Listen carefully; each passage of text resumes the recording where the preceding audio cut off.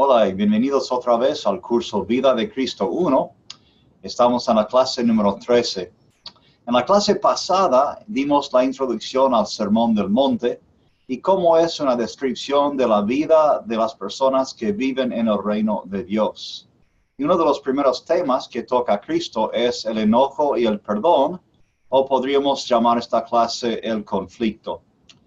Me gustaría comenzar dando como un cuadro de cómo podemos entender algunos consejos y enseñanzas que da Cristo en este Sermón del Monte. Y quiero contarles una historia. En una iglesia donde trabajaba antes, había una familia, una señora llamada Marta. Íbamos a su casa para estudiar con ella y visitar. Cuando íbamos, normalmente me sentaba en un sofá ahí en el living de ella, y un día, estudiando, una moción me llamó la atención, y vi aquí, saliendo de una grieta en la pared atrás, vi una cucaracha y salía y corría encima del sofá detrás de mí. Antes había estado más o menos así, ¿no? Ya acostándome o asomando contra el sofá, y después ya más adelante asomándome para no tocar ahí, tener las cucarachas ahí corriendo. Pero un día, un domingo, Marta llega a la iglesia y dice: hermano, es que salgo de la emergencia. Anoche fui a la emergencia en el hospital. Y digo, wow, ¿qué pasó? Y dice, es que en mi casa estaba durmiendo anoche y sentí algo en mi oreja y era una cucaracha, pero antes de poder sacarla se metió en mi oreja y se metió bien adentro. Y podía sentirlo y escucharlo, pero no podía sacarlo. Y entonces fui corriendo casi loca a la emergencia en el hospital y finalmente me la quitaron. Wow, esa historia te da escalofríos. Uno no puede imaginar, uno no aguanta esa idea de un bicho dentro de la cabeza que podemos sentir y escuchar sin poder hacer nada. Y yo creo que es algo parecido lo que Cristo está hablando con los pecados del Sermón del Monte, cuando habla del enojo, de la codicia, del odio, de la infidelidad sexual. O sea, todo eso tiene que ver, en mi opinión, con cucarachas en la mente y en el corazón.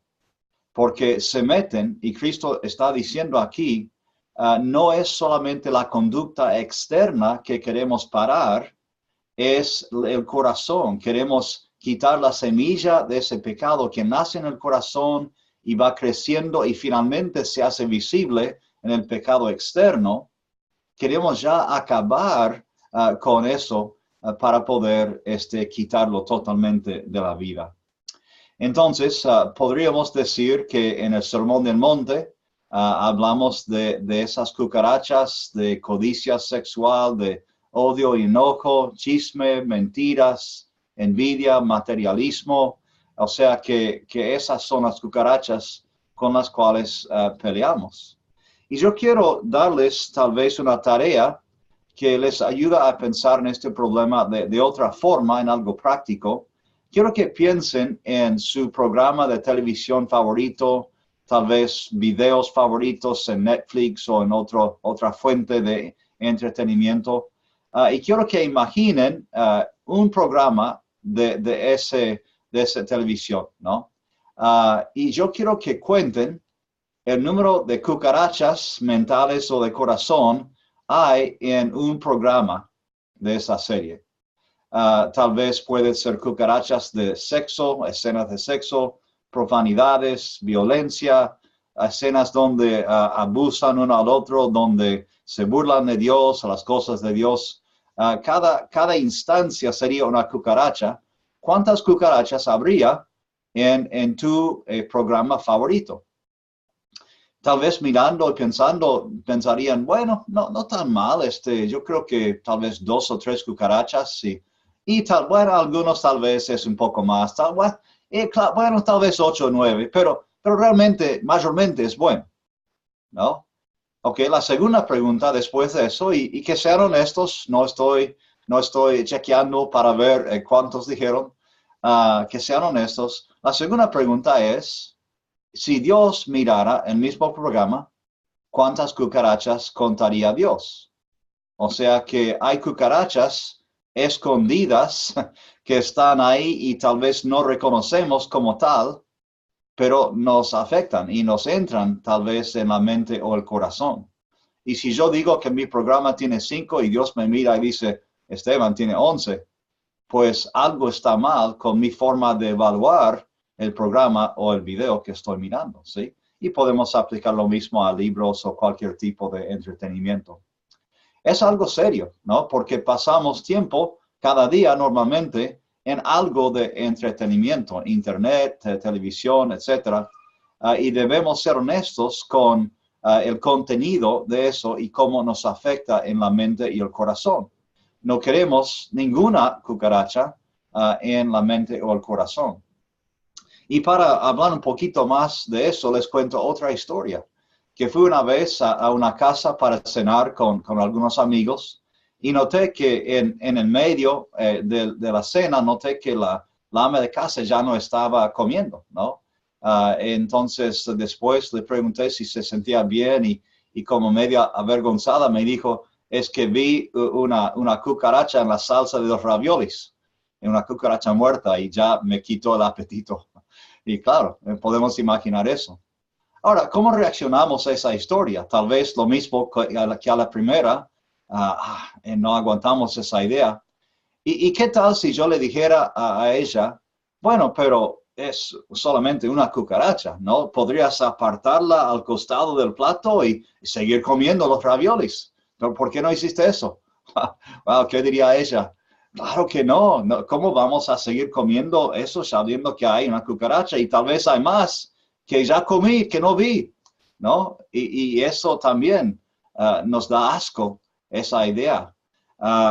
Y yo creo que para Dios, cuando Él dice que no quiere nada impuro, inmundo, ninguna grosería, o sea, cuando habla de la pureza de la vida cristiana, es así que Él se siente cuando Él ve pecados en la mente o el corazón, ¿sí?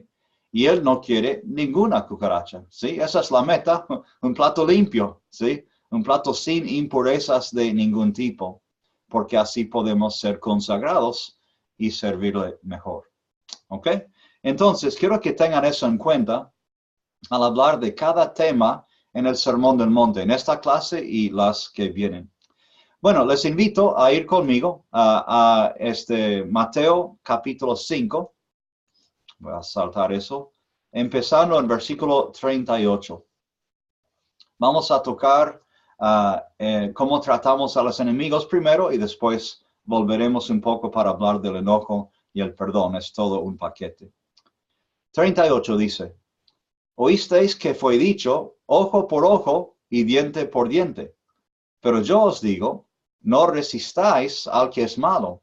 Antes a cualquiera que te hiera en la mejilla derecha, vuélvele también la otra. Y al que quiera ponerte a pleito y quitarte la túnica, déjale también la capa. Y a cualquiera que te obligue a llevar carga por una milla, ve con él 2. Al que te pida, dale. Y al que quiera tomar de ti prestado, no se lo rehuses. Oíste que fue dicho, amarás a tu prójimo y aborrecerás a tu enemigo. Pero yo os digo, amad a vuestros amigos. Bendecid a los que os maldicen. Haced bien a los que os aborrecen. Y orad por los que os ultrajan y os persiguen, para que seáis hijos de vuestro Padre que estás en los cielos, que hace salir su sol sobre malos y buenos, y que hace llover sobre justos e injustos. Porque si amáis a los que os aman, ¿qué recompensa tendréis? ¿No hacen también lo mismo los publicanos? Y si saludáis a vuestros hermanos solamente, ¿qué hacéis de más? ¿No hacen también así los gentiles? Sed pues vosotros perfectos, como vuestro Padre que está en los cielos es perfecto. Y tenemos un pasaje parecido en Lucas 6. Bueno, el principio de este pasaje nos hace pensar en la ley que Cristo cita aquí del Antiguo Testamento, de Levítico 24, 19 y 20, donde dice ojo por ojo, diente por diente, así una serie de partes del cuerpo. Y la idea no es que debemos enfocarnos en la venganza, porque ese no es el corazón de Dios. Fue una forma de estructurar el castigo o el juicio en el Antiguo Testamento. No es que Dios quería que perdieran ojos y dientes y así. Es que primero querían una ley de retribución justa, ¿sí? Para no pasar los límites. Es algo que nos impide tal vez en el momento de considerar un pecado, un ataque, si sabemos que lo mismo va a pasarnos a nosotros, si lo hacemos, tal vez eso nos para y eso previene un pecado. También cuando ya hemos cometido el pecado y ya es hora para el castigo, pues la tendencia natural humana es dar más de lo que recibimos. Si alguien me quita un ojo, quiero quitarle ambos. Si alguien me pega una vez, quiero pegarle 3 veces. Entonces Cristo dice, o Dios dice, no, no debe ser así, ojo por ojo, ¿sí? Hay que ser justo con eso. Entonces, esa fue la estructura de ese tiempo. Hay que recordar también lo que Dios dice en Romanos 12, donde dice que realmente no se vengan ustedes, la venganza es mía, ¿sí? Yo pagaré, dice el Señor. Entonces, es mejor realmente no vengarnos nunca. Dejar que Dios haga la justicia, porque Él sabe exactamente qué pasó y cómo responder. Bueno, volviendo un poco más atrás a la primera parte del capítulo, vamos a empezar en versículo 21. Y Cristo dice, oísteis que fue dicho a los antiguos, no matarás, y cualquiera que matare será culpable de juicio. Pero yo os digo que cualquiera que se enoje contra su hermano será culpable de juicio. Y cualquiera que diga necio a su hermano será culpable ante el concilio. Y cualquiera que le diga fatuo quedará expuesto al infierno de fuego. Por tanto, si traes tu ofrenda al altar y allí te acuerdas de que tu hermano tiene algo contra ti, deja allí tu ofrenda delante del altar y anda. Reconcíliate primero con tu hermano y entonces ven y presenta tu ofrenda. Ponte de acuerdo con tu adversario pronto, entre tanto que estás con él en el camino, no sea que el adversario te entregue al juez y el juez al alguacil y seas echado en la cárcel. De cierto te digo que no saldrás de ahí hasta que pagues el último cuadrante. Bueno, un pasaje bastante conocido. Y esto se refiere otra vez a la ley de Moisés y cómo tenían que operar ellos con esa ley. Y yo quiero tratar de destacar algo aquí que antes yo pensaba que Cristo habla como de una escala que uno va subiendo en la seriedad de consecuencias para cada insulto o cada ofensa, ¿no? Pero creo que más bien Cristo está hablando de 2 tipos de culpabilidad, 2 tipos de consecuencias. Primero, él dice, si matas, serás culpable de juicio. Es más bien una frase legal y la ley enfatizaba la consecuencia legal de matar. Si hay una consecuencia en la corte cuando matas a alguien, entonces es un tipo de consecuencia. Pero Cristo sigue y lo reduce un poco más o lo hace más difícil. Dice, pero si te enojas, no, ni llegas a matar a la persona. Si te enojas, ahí está la semilla, la cucaracha en el corazón, serás culpable. Y culpable es más en este caso algo espiritual, una consecuencia espiritual ante Dios. Si te enojas, Dios lo sabrá, sabe que tienes esa semilla de odio en tu corazón y ya eres culpable ante Dios. Tal vez nadie lo sabe, tal vez no hiciste, no dijiste nada, pero estás enojado y ya está empezando la consecuencia de culpa con Dios. Ni hay consecuencia legal todavía, ¿sí? Entonces, 2 tipos de consecuencias y debemos estar alertos para responder a las 2. También dice Cristo, si dices necio, serás culpable ante el concilio, otra vez una referencia legal, ¿sí? De algo público. Y dice, si dices fatuo, quedas expuesto al infierno de fuego. Y eso es la consecuencia eterna, o sea, espiritual, que el mundo no puede aplicar esa consecuencia, Dios la aplica. Entonces Cristo dice, mira, cuando empiezas con algo así, hay cosas ocurriendo adentro y afuera, internas y externas, y eres responsable de ambos tipos de consecuencias. Ambos te van a ocurrir si te metes en este pecado. Entonces es mejor examinar el corazón, ver si hay cucarachas y quitarlas, así quedamos bien ante Dios y el corazón de la ley, y quedamos bien ante las autoridades también, ¿sí? Si evitamos la semilla, pues la planta nunca llega, ¿sí? Esa es la idea de este pecado y de los otros que menciona Cristo en Mateo 5 al 7. Quiero mencionar algo también aquí, como una referencia de Cristo, cuando Él dice que serás expuesto al infierno de fuego. La palabra que se usa es Gehenna, Gehenna, y esa palabra hebrea viene de un valle que está al sur de Jerusalén. Ven aquí una diapositiva de la ciudad moderna de Jerusalén, y marca aquí las líneas amarillas, marcan los valles. Este valle al este del monte del templo, ven aquí el templo, es el valle Cedrón, que se menciona en los evangelios, y aquí de este lado el monte de Olivos. Y después corre hacia el sur, se junta con el valle central, ¿sí? El valle Tiropión, y después se combina esos dos con el valle Hinnom, que corre primero al sur y después sube más al oeste.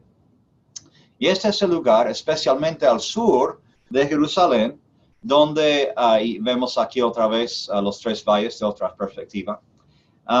Es el lugar donde antes tenían lugar para basura que quemaban, y eso siempre había humo y olores, fuego ahí. Y también fue el lugar peor, donde algunos reyes ofrecían sacrificios a ídolos, incluyendo a sus propios hijos vivos, como Manasés. Entonces eso es aún peor, es idolatría, es ofrecer vidas humanas, algo terrible para evitar. Entonces esa imagen es la imagen que Cristo usa cuando dice infierno de fuego. Ellos tal vez podían mirar hacia el sur en Jerusalén, si estaban en Jerusalén cuando escuchaban este mensaje, y pensar en ese Gehenna de fuego ahí. Hoy en día ya es algo mucho más tranquilo, es un parque. De hecho, tienen conciertos y actividades públicas aquí en este parque. Ya no es un Gehenna, un infierno ahí. Entonces, eso nos lleva pues a la próxima sección de cómo son las situaciones de conflicto. Ya leímos uno aquí que dice que si estás en el altar y acuerdas que alguien tiene algo contra ti, vete y arregla ahí primero, que es una situación. Quiero que vayan conmigo a capítulo 6, el Padre Nuestro, y hay parte de eso, dice en 12 en adelante, dice, y perdónanos nuestras deudas, como también nosotros perdonamos a nuestros deudores, y no nos metas en tentación, mas líbranos del mal, etc. Y sigue en 14, porque si perdonáis a los hombres sus ofensas, os perdonará también a vosotros vuestro Padre Celestial. Mas si no perdonáis a los hombres sus ofensas, tampoco vuestro Padre os perdonará vuestras ofensas. ¿Okay? En este caso, parece que el hombre, otra persona, ha hecho algo contra nosotros. En el primer caso, alguien tenía algo contra nosotros, ¿sí? Nosotros hicimos algo. En este caso, la culpa es de otra persona. Y finalmente, en Mateo 18, tenemos un pasaje un poco más largo, empezando en 15. Dice, por tanto, si tu hermano peca contra ti, ve y repréndele estando tú y él solo. Si él te oyere, has ganado a tu hermano. Mas si no te oyere, toma aún contigo a uno o dos, para que en boca de 2 o 3 testigos conste toda palabra. Si no los oyere a ellos, dilo a la iglesia, y si no oyere a la iglesia, tenle por gentil y publicano. De cierto os digo que todo lo que atéis en la tierra será atado en el cielo, y todo lo que desatéis en la tierra será desatado en el cielo. Otra vez os digo que si 2 de vosotros se pusieren de acuerdo en la tierra acerca de cualquiera cosa que se pidieren, les será hecho por mi Padre que está en los cielos. Porque donde están 2 o 3 congregados en mi nombre, allí estoy en medio de ellos. Un pasaje famoso del proceso de perdón, ¿sí?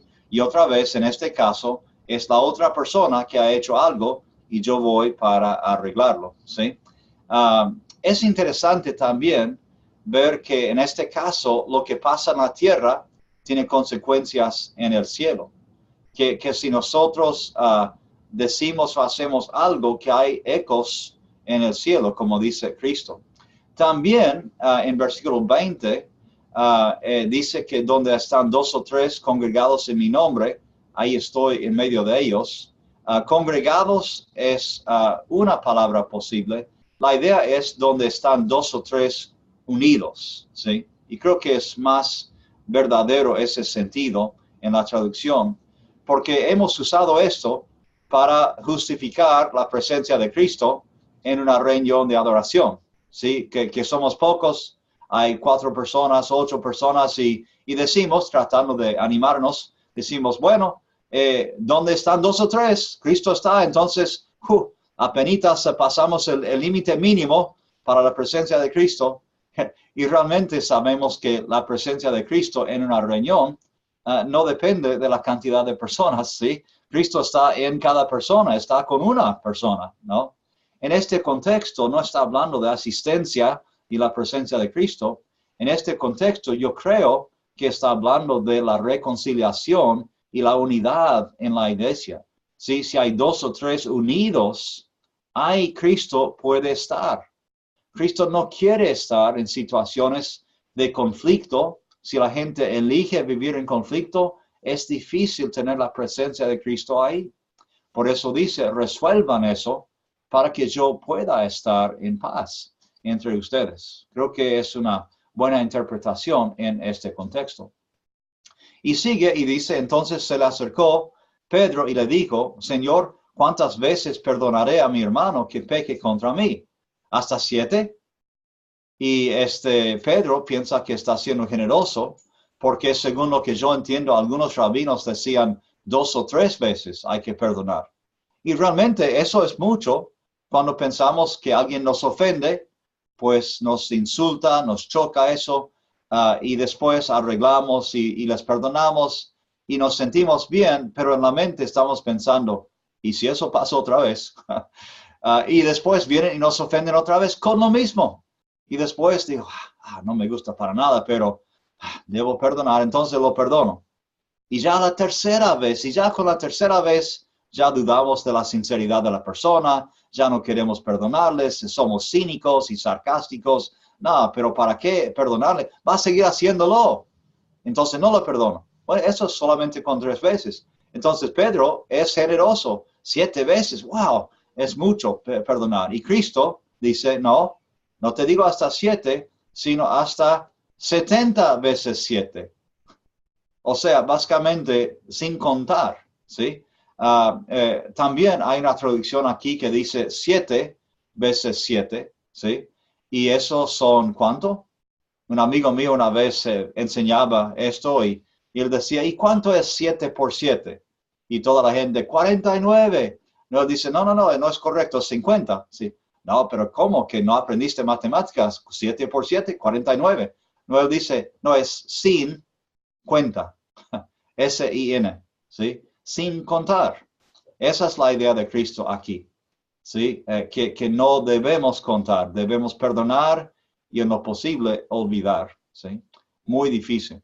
Y para señalarlo o subrayarlo, él cuenta esta historia de 2 deudores. Dice, el reino de los cielos es semejante a un rey que quiso hacer cuentas con sus siervos y comenzando a hacer cuentas le fue presentado uno que le debía 10,000 talentos. que estamos hablando en términos de hoy de miles de millones de dólares, ¿sí? A este, como no pudo pagar, ordenó su señor venderle y a su mujer e hijos y todo lo que tenía para que se le pagase la deuda. Entonces aquel siervo postrado le suplicaba diciendo, Señor, ten paciencia conmigo, yo te lo pagaré todo. Y el señor de aquel siervo, movido a misericordia, le soltó y le perdonó la deuda. Pero saliendo aquel siervo, halló a uno de sus consiervos que le debía 100 denarios y haciendo de él le ahogaba, diciendo, págame lo que me debes. Entonces su consiervo, postrándose a sus pies, le rogaba diciendo, ten paciencia conmigo, te lo pagaré todo. Mismas palabras exactas, ¿sí? Mas él no quiso, sino fue y le echó en la cárcel hasta que pagase la deuda. Viendo sus consiervos lo que pasaba, se entristecieron mucho, y fueron y refirieron a su señor todo lo que había pasado. Entonces, llamándole su señor, le dijo, siervo malvado, toda aquella deuda te perdoné, porque me rogaste. ¿No debías tú también tener misericordia de tu consiervo, como yo tuve misericordia de ti? Entonces, su señor, enojado, le entregó a los verdugos, hasta que pagase todo lo que le debía. Así también mi Padre Celestial hará con vosotros, si no perdonáis de todo corazón cada uno a su hermano sus ofensas. Wow, una historia impresionante. Y la línea más importante es la última, que dice, esto es como Dios nos trata. Si no perdonamos, tampoco Dios nos perdona. Y no nos gusta eso para nada. Porque pensamos, no, pero lo que esa persona me hizo fue terrible, no puedo perdonarle, no puedo sentirlo. Y empezamos a poner excusas, ¿no? Yo quiero que pensemos en algunas preguntas aquí, brevemente. Pensando en estos pasajes, ¿cuál es la enseñanza más importante? ¿Por qué es difícil perdonar a veces? Y personalmente, ¿qué es lo que nos cuesta más? Hay que pensar en las consecuencias también de no perdonar o de perdonar, las buenas consecuencias. Y después empezar a personalizarlo y pensar, bueno, hay alguien que yo necesite perdonar. Quiero tocar unos puntos referentes pues a esto, ¿no? Y quiero empezar volviendo al pasaje que habla de los pasos bíblicos para reconciliarnos. Y esto nos da un mapa de cómo y por qué queremos hacer esto. En este pasaje de Mateo 18, primer paso, vas a la otra persona a solas. No vas después de chismear, no vas después de estar enojado por meses o años. Vas directo ya cuando ocurre para ya solucionarlo. Segundo paso, si no funciona, si la persona no escucha, ¿ok? Después llevas a otras 2 o 3 testigos más, testigos para poder mirar qué pasa en esa reunión, para que haya más de una persona y otras versiones confiables. Y también tal vez estos 2 o 3 más funcionan como mediadores o facilitadores que pueden decir, bueno, no es como lo escuché, lo que él dijo, o sí, eso es lo que yo escuché también, y tal vez para calmar si hay enojo, si empiezan a pelearse los primeros 2, estos otros están para ayudar a resolver. Y si todavía dice no funciona, pues uno va a la iglesia, y hay que recordar que cuando Cristo dijo esto, no existía la iglesia, ¿sí? Fue antes de Pentecostés en Hechos 2. Pero Mateo está escribiendo ya y la iglesia existe, entonces en ese tiempo la iglesia probablemente existía en grupos pequeños, en casas mayormente. Entonces la idea es que si no estás bien con uno más o con 2 o 3, pues los llevas al próximo grupo más grande, que normalmente sería 10, 15 personas. No es tanto. Hoy en día, cuando las iglesias son 50, 100, 500 personas, pues no es apropiado, no es el punto de esto, llevarlo a toda la iglesia, anunciarlo a 200 personas, esto es lo que me hizo fulano, y y darle vergüenza a todos, a 200 personas, que la mayoría no sabía nada de ti ni de fulano, lo que había pasado, y no tiene sentido incluirlos en eso. Probablemente, si no es el grupo pequeño de la casa, un grupo celular, por ejemplo, probablemente la idea es ir después a los ancianos, los líderes de la iglesia, un grupo más grande, para poder buscar justicia y perdón. Y si todavía ya la persona no acepta, pues hay que tratarlo como pagano o publicano. Antes yo me acuerdo haber pensado, bueno, llegando a paso 4, ya puedo insultarles, tratarlos mal, odiarles, porque es como pensamos. Pero alguien me preguntó una vez, y Esteban, ¿cómo es que Cristo trató a los publicanos y los paganos? Bueno, los trató bien, los amó, comió con ellos, les dio misericordia, les enseñó acerca del Evangelio. Entonces, aunque estas personas ya no se portan como mis hermanos, igual los voy a tratar como seres humanos a quienes Dios ama. Entonces, en ningún paso debe entrar el enojo y la venganza, ¿sí? Porque esas son cucarachas, queremos quitarlas. Debemos buscar siempre la paz. Y yo quiero agregar 2 pasos más. No están en la Biblia, pero no son antibíblicos. Creo que son importantes.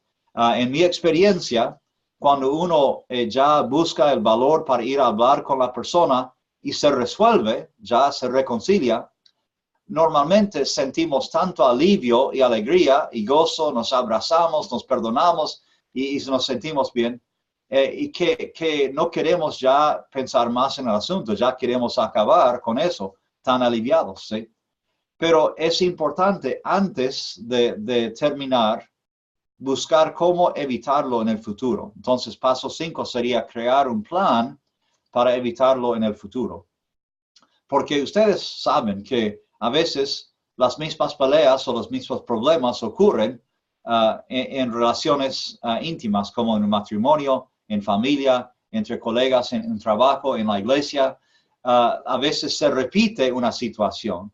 Y cuando se repite, pasa algo curioso, que empezamos a dudar de las motivaciones y los pensamientos y las acciones del otro la primera vez. Cuando ocurre la segunda vez decimos, pero esto ya la segunda vez, tal vez la primera vez realmente no se arrepintió, tal vez fue falso eso. ¿Y por qué me lo hizo otra vez? Entonces empezamos a dudar cuando realmente tal vez no hay nada para dudar, pero si ocurre la segunda vez la misma cosa, es difícil. Entonces, mi esposa y yo, por ejemplo, cuando discutimos sobre un tema, tratamos de ver, ok, la próxima vez que esto nos pasa, antes de discutir, ¿cómo podemos evitar esto? ¿Sí? O cómo podemos evitar la situación al principio, ¿sí? Para no provocar ninguna discusión. Y así no tener la misma pelea 2 veces, ¿sí? Y creo que eso es muy sabio, crear un plan para evitarlo. Y número 6, todo esto con una actitud humilde. En mi experiencia, cuando yo he podido ir con una actitud humilde a una persona, ya es 80% de la batalla ahí mismo, ¿sí? Si voy y digo, mira, eres importante para mí, la relación que tenemos es importante, realmente me siento mal que haya un problema entre nosotros ahora y me gustaría resolverlo. Bueno, esa actitud normalmente abre la puerta para reconciliación, ¿sí? Y si podemos hacer eso, buscando paz, no buscando justificarnos, no buscando echar culpa, no buscando ganar la victoria sobre la persona, cuando vamos en humildad y paz, Dios provee reconciliación. Y eso ocurre casi 98% de las veces, se soluciona con ese tipo de actitud siguiendo este proceso. ¿Okay? Ahora, en este proceso, claro que nos cuesta, ¿sí? Hay puntos importantes para pensar si no hacemos esto, o lo que es que nos impide hacerlo, como preguntaba, ¿qué es lo que nos cuesta? Una cosa llamativa es que uno mismo siempre es la persona con la responsabilidad de ir. ¿Sí? En 2 de los 3 casos que mencionamos, Mateo 5, 6 y 18, en 2 de los 3, la otra persona tenía la culpa. Pero quien tiene que ir para iniciar soy yo. ¿Sí? Cristo no permite que digamos, no, es culpa de él, entonces que venga para hablarme. Ahora, es humano decir eso y sentirlo, es natural, pero no es cristiano. El cristiano sabe, bueno, hay dificultad, hay conflicto, pues yo voy. Voy a ser la persona madura si necesito para iniciarlo, ¿no? Y también no deben existir condiciones que afecten mi perdón. Por ejemplo, si la actitud de la otra persona es pésima, no debe impedir que yo vaya igual. Si la persona me pidió perdón primero, tampoco me debe impactar. Si yo tenía la razón y ellos la culpa, tampoco importa, no debe impedir que yo vaya. O lo que he más escuchado y lo que entiendo, porque me pasa también, si yo quiero perdonarlo, o si lo siento en mi corazón, siento que quiero perdonarle. Si esperamos querer o sentir, nunca iremos a veces, ¿no? Con algunos casos, porque no lo vamos a querer hacer nunca ni sentirlo. Pero he visto que en este caso Dios es fiel, porque cuando obedecemos por la voluntad de Él, aún sin querer o sentir, después de ya hacerlo y obedecer, empezamos a querer y sentir. Y en el futuro queremos la misma sensación de paz entre hermanos, entonces obedecemos y ya nos sentimos diferentes. Entonces, estas excusas son eso, es imprescindible.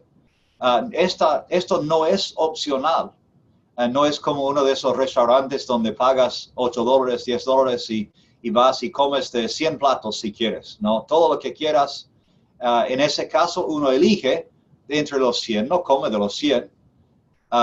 Pero en este caso, la vida cristiana no es un buffet así. Este plato tenemos que comer todos, de esto del perdón y buscar reconciliar, aunque es difícil, sé que es difícil. Y si no lo hacemos, pues podemos estar encarcelados físicamente o tal vez espiritualmente. Y he conocido a personas que han llevado cargas por décadas, entre ellos y maridos o padres o madres o colegas, décadas, 30, 40 años. Y uno dice, ¿y por qué?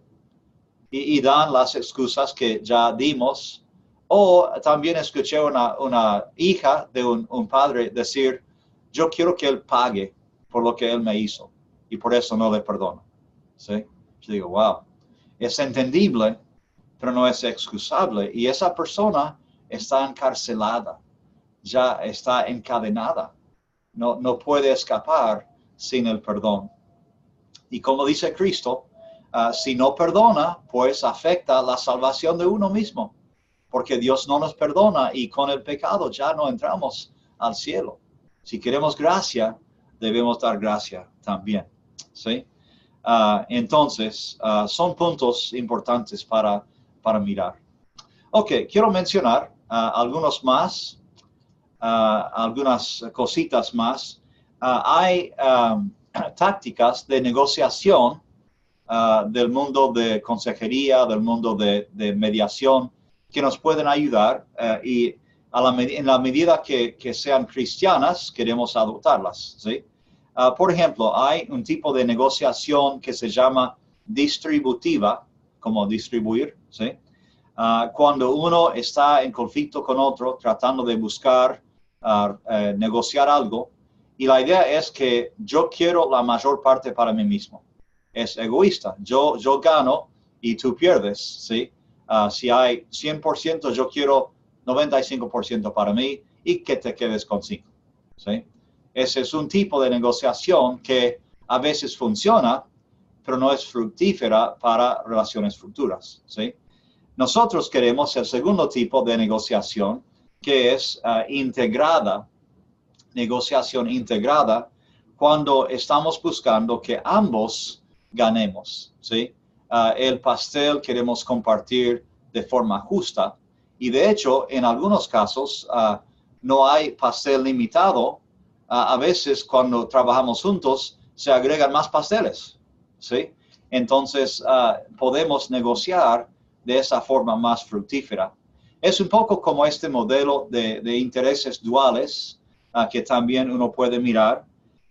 Esto se llama intereses duales porque hay dos involucrados en cada asunto y yo tengo mis intereses propios, mis temas, y después hay otra persona o personas que tienen sus intereses propios o temas.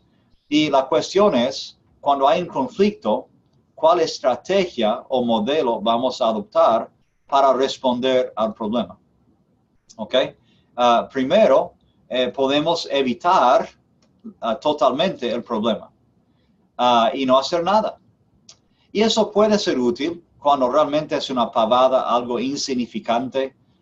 Uno puede decir al otro, mira, esto realmente no es nada, no es nada serio. ¿Qué tal si lo olvidamos y seguimos? Bueno, está bien. Eso funciona a veces. Si hay cosas en la vida, las amistades, el matrimonio, la iglesia, que deben ser pavadas y que no debemos pasar y perder tiempo con esas pavadas. Pero hay otros que son más importantes y hay que tratar con ellos. Entonces, una segunda estrategia es competir, un poco como la negociación distributiva. Otra vez yo gano, entonces mis intereses se satisfacen, pero tú pierdes. Eso es bueno para mí, pero tal vez en el futuro no querrás negociar conmigo, ya porque perdiste esa vez, te hice perder. Entonces eso funciona, pero no es lo mejor. También uno puede tener un compromiso, un arreglo, y cada uno gana algo de lo que buscaba y cada uno pierde algo de lo que buscaba. Y esto es mejor que competir porque por lo menos ambos ganan algo, ¿sí? Y pierden. Es más justo. Pero igual, si hablamos de perder, a nadie le gusta perder nada, entonces tal vez hay mejores opciones. También una opción es ceder. Y esto es donde yo elijo perder y te cedo lo que tú buscas y tú ganas. Y esto también puede ser bueno. En la iglesia, Pablo habla de Romanos 14, por ejemplo, cuando hay personas con conciencias débiles o que están luchando con una creencia y dicen, bueno, deben ceder para sus hermanos, ¿sí? Si ofende a mi hermano comer carne, jamás voy a comer carne otra vez, dice Pablo, ¿ok? Entonces a veces cedemos porque es lo que debemos hacer. Y en el matrimonio, en la iglesia, hay momentos para ceder y hay momentos que otros cedan para nosotros, ¿sí? Ahora, esto puede ser un problema si la misma persona o grupo siempre está cediendo y el otro grupo siempre está ganando, ¿sí? Y vemos esto en matrimonios con abuso, cuando la esposa cede siempre para evitar problemas o ser abusado o tener problemas con los niños, y es una relación no saludable, ¿sí? Entonces, ceder puede funcionar, pero no todo el tiempo. Entonces, finalmente, lo que buscamos realmente es que una colaboración donde ambos ganamos y queremos seguir negociando y trabajando juntos. Y es sorprendente si uno trabaja con otro, pensando con mente abierta, buscando muchas opciones, es sorprendente cuántas veces ambos pueden terminar ganando. Y esa es la idea en cuanto a los conflictos y negociación.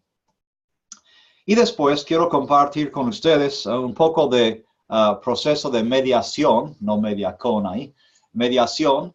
Me entrené como mediador y especialmente trabajaba en casos de divorcio. Claro que no me gusta el divorcio, pero si hay niños involucrados especialmente, es una forma de ayudar a esos niños y familias. Y hay un proceso que nos enseñaron. Todos se sientan a la mesa y el mediador se presenta y las dos partes como esposa y esposo se presentan para que conozcamos un poco más. Y después cada persona tiene la oportunidad de hacer una declaración para abrir El chiste es que no se debe interrumpir. Porque cuando están enojados, todos quieren interrumpir y discutir. No, no fue así. Pero el punto aquí es que tienes 3, 5, 10 minutos para decir, esto es lo que pasó y esto es lo que yo quiero de esta mediación, sin interrupciones. Y si el otro interrumpe, pues el mediador dice, no, espera un momento, tendrás tu turno, escucha. ¿Sí? Y así. Después de las declaraciones, el tercer paso es definir cuáles son los temas que quieren hablar. Y en este caso, a veces el tema surge naturalmente y hay 2, 3 temas para solucionar, pero a veces el tema que se dice no es el tema real, ¿sí? Tal vez una mujer dice de su marido, bueno, no me gusta porque nunca salimos juntos ya. Antes salíamos, pero ahora nunca salimos. Entonces el tema parece ser si salen o no, si hay citas o no juntos. Pero realmente el tema, después de hablarlo más, uno percibe que esta mujer está preguntando si ella es importante para él ya, si la ama, si es importante que él pase tiempo con ella, cómo está la relación. Ese es el tema real debajo de todo. Entonces, si el mediador puede, o el facilitador, puede llegar al tema en la base de todo, pues uno puede trabajar eficazmente resolviendo eso. Y los síntomas, como si salen o no, ya se cuidan, ya pueden manejar esos. Después de definir los temas, pues uno los pone en orden de prioridad. ¿Cuál es el más importante para resolver? A veces empezamos con el tema más importante y duro, porque si nos acaba el tiempo, habremos tratado el más importante. A veces los mediadores comienzan con el tema más sencillo para resolverlo pronto y tener éxito al comienzo para poder seguir edificando sobre ese éxito. Pero eligen, y estas personas con quienes hablamos, eligen los temas, no el mediador. Estamos ayudándoles a hacer el trabajo. ¿Okay? Después, mirando el primer tema, después de hablarlo y definirlo bien y entender lo que está pasando, cuál es el problema, pues empiezan a generar opciones para resolver el tema. Y en este paso, ninguna opción se descarta. Todo se tira sobre la mesa, hasta las ideas que parecen ser las más locas. Y después, paso 6, uno empieza a evaluar cada opción. Y mirando el tema y la situación, algunas opciones se descartan bastante rápido, ¿sí? Y tal vez quedan 2 o 3 opciones que vamos evaluando. Y hay formas de evaluar con escalas o otras formas, pero hay que evaluar para ver realmente cuáles pueden funcionar. Y después elegir esa opción y cómo implementarla, ¿sí? Y en este paso es importante ser muy específico, porque a veces la resolución falla por falta de definición de cómo iban a hacerlo, en qué forma, en qué horario, quién iba a hacer qué, dónde. O sea, cada detalle de la situación debe definirse. Y el mediador está preguntando para ver qué funciona, y si dicen algo que parece que no va a funcionar, el mediador dice, bueno, ¿cómo va a funcionar eso? Vamos a imaginar la escena y ya paso por paso hablan de si funciona esa opción o no.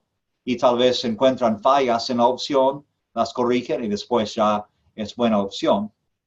Y después de eso, si están de acuerdo finalmente con las opciones que han elegido en cada tema, pues el mediador anota todo por escrito, ¿sí?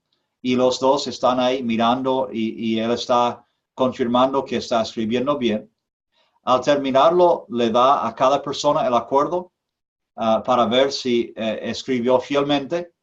Y si están de acuerdo con lo que escribió, pues todos firman el acuerdo, tanto el mediador como los que están en la discusión. Y así ese acuerdo se puede usar en el futuro. En el caso de divorcios, ese acuerdo mismo es el que va al juez en la corte y el juez lo mira Dice, ¿ustedes están de acuerdo con esto? Dicen que sí y ya lo sella como el acuerdo legal y ya este acuerdo rige esa relación en el futuro. Y si no cumplen, pues vuelven a la corte, el juez toma el acuerdo y dice, aquí dice que ustedes iban a hacer esto, pero no lo hicieron. Entonces, ¿qué? Y así. Entonces, el acuerdo es importante para ser muy claro y específico y también recordar exactamente lo que se dijo, porque como seres humanos, a veces recordamos bien, a veces no, o recordamos lo que queremos. Entonces, ofrezco este paso para que tengan una estructura, aparte también de Mateo 18, que es obviamente excelente y bíblico, es una estructura que ha funcionado paso por paso para definir temas y solucionarlos. Ahora, la pregunta final aquí es la más importante, ¿sí? ¿A quién necesitas perdonar? Si están en paz con todo el mundo, felicitaciones. Qué bueno, que todos fueran así. Pero normalmente tenemos en esta vida roces, conflictos, choques y normalmente tal vez podemos pensar en una persona que ofendimos o ellos nos ofendieron y guardamos rencor. Entonces decimos, queremos resolver eso, ¿ok? Y lo más fácil es postergarlo. Decir, sí, debo hacerlo algún día. Pero yo quiero preguntarles, ¿cómo pueden comenzar hoy para resolver eso? Tal vez no se resuelve hoy, pero pueden tomar los primeros pasos. Llamar a una persona, poner una cita para hablarlo, mandar un correo electrónico, mandar un texto por el teléfono. O sea, empezar el proceso para concretarlo y hacerlo, ¿sí? Porque si no, no estamos en paz y no es lo que Dios quiere para nosotros. Quiere paz, unidad, quiere estar entre nosotros, quiere bendecirnos, quiere que maduremos y esta es una parte importante de la madurez cristiana. Bueno, espero que haya sido útil esta clase. Para mí, yo creo que esta clase y este principio es uno de los temas más importantes que podemos tocar como cristianos. Y es un tema que puede darnos éxito en muchos aspectos de la vida. Esto puede transformar relaciones si podemos aprender a resolver conflictos y vivir en paz. Que el Señor los bendiga. Nos vemos en la próxima clase.